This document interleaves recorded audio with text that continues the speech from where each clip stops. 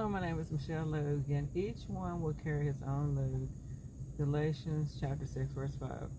Jehovah has given each of us a gift of free will. This means that we can choose whether we will obey him or not. Some young ones whose upbringing was far from ideal chose to serve Jehovah, and they make a success of their service. Others whose parents did their very best to bring them up in harmony with scriptural principles turn their back on the truth once they get old. In the final analysis, we must personally decide which will we serve, Jehovah. Joshua chapter 24, verse 15. Now, if it seems bad to you to serve Jehovah, choose for yourselves today whom you will serve, whether the gods that your forefathers served, or the other side of the river, or the gods of the Amorites to whose land you are dwelling. But as for me and my household, will serve Jehovah God.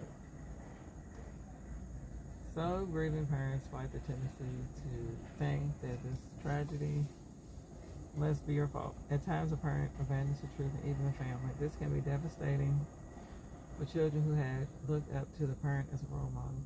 Young ones, if one of your parents has been disfellowshipped, be assured that Jehovah is also keenly aware of your pain. He loves you and appreciates your loyalty.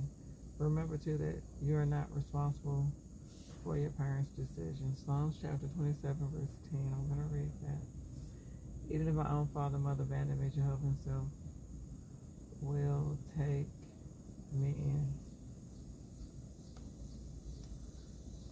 Now, we need to remember Jehovah God did give us free will to make sure that we serve him. Also, in Joshua chapter 24:15 brings out, we know this tragedy is not your fault. Rely on Jehovah for everything, even if your family members get disfellowship. You can definitely rely on Jehovah. It's not your fault. Young ones, if one of your parents has been disfellowshipped,